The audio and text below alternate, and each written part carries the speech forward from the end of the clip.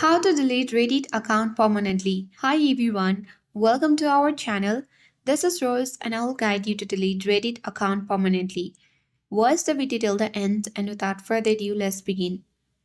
First, launch Reddit app on your device and make sure to log into your account. Look for a three-bar icon at top left corner and look for a setting. If you don't get one, you can head towards the profile directly. Scroll down and look for settings. Tap to open it. Now tap account setting at top of your screen and you have to navigate to the bottom of your screen. Sure you got the option of delete account. Select that. And if you are sure you want to delete your account, select yes delete button.